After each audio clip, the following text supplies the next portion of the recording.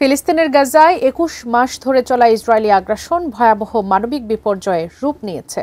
প্রতিদিনের বিমান হামলায় নিভে যাচ্ছে শত শত প্রাণ, ধ্বংস হয়ে যাচ্ছে ঘরবাড়ি, হাসপাতাল ও আশ্রয়কেন্দ্র। বিস্ফোরকে ক্ষতবিক্ষত পুরো উপত্যকা আজ এক মৃত্যুপুরীতে পরিণত। জাতিসংঘের ফিলিস্তিনি অঞ্চলের মানবাধিকার বিষয়ক বিশেষ দূত ফ্রান্সেস্কা আলবানিজের ভাষ্য অনুযায়ী গাজায় ইসরায়েল যে মাত্রায় সহিংসতা চালিয়েছে তা হার মানিয়েছে দ্বিতীয় বিশ্বযুদ্ধের শেষ ভাগে হিরোশিমায় ফেলা পারমাণবিক বোমার ভয়াবহতাকেও। বিস্তারিত আরিফ হাসানের প্রতিবেদনে।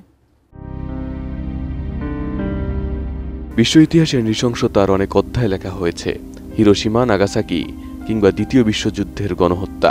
কিন্তু আজকের গাজায় যা ঘটছে তা যেন ইতিহাসের সেই ভয়াবহতাকেও ম্লান করে দিচ্ছে।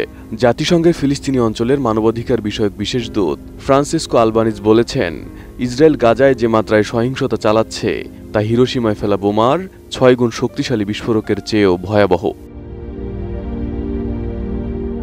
২০২৩ সালের অক্টোবর থেকে এখন পর্যন্ত গাজায় ৮৫,০০০ টন বিস্ফোরক নিক্ষেপ করেছে ইসরায়েল।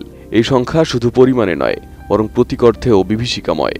এটি হিরোশিমার ওপর ফেলা পারমাণবিক বোমার তুলনায় ৬ গুণ বেশি শক্তিশালী। প্রতিদিনই মৃত্যুর সংখ্যা বাড়ছে, ধ্বংস হচ্ছে ঘরবাড়ি, হাসপাতাল, স্কুল, এমনকি জাতিসংঘ অনুমোদিত ত্রাণ কেন্দ্র।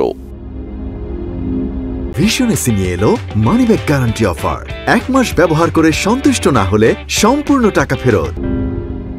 গাজার স্বাস্থ্য মন্ত্রণালয়ের তথ্য অনুযায়ী এখন পর্যন্ত ইসরায়েলি হামলায় ৫৭,১৩০ জন নিহত হয়েছেন এবং ১,৩৪,৫৯২ জন আহত হয়েছেন।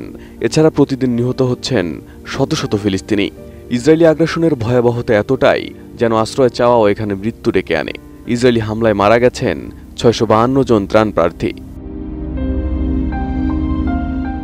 আলবানিজ বলেন, ইসরায়েলি নিয়ন্ত্রিত তথাকথিত গাজা হিউম্যানিটেরিয়ান ফাউন্ডেশন আসলে একটি মৃত্যুফাঁদ, যেখানে ক্ষুধার্ত অসহায় মানুষদের তো মেরে ফেলা হচ্ছে, নয়তো বাধ্য করা হচ্ছে পালিয়ে যেতে।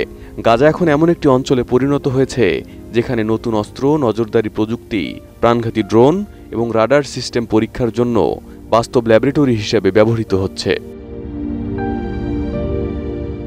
ফ্রান্সিসকো জানান, যুদ্ধের মধ্যে ইসরায়েলি কর্পোরেট প্রতিষ্ঠানগুলো রেকর্ড মুনাফা অর্জন করছে। তেল আবিব স্টক এক্সচেঞ্জে লাভ বেড়েছে ২১৩%, যা প্রমাণ করে এক পাশে ধ্বংস আর অন্য পাশে ব্যবসা চলছে নির্বিকারভাবে।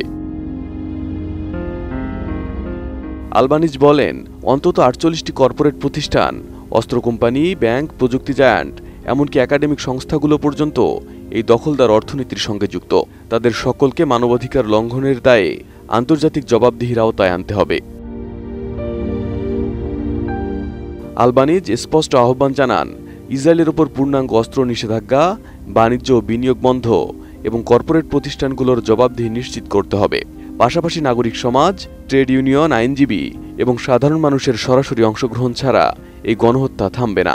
তার মতে, গণহত্যা এতই দৃশ্যমান, এতই সম্প্রচারিত, এখন আর অজ্ঞতার অজুহাত চলে না। The Gaza Humanitarian Foundation are saying that the killing is not happening near the sites. Well, I've gone through plenty of video evidence. Arif Hasan, ATN news.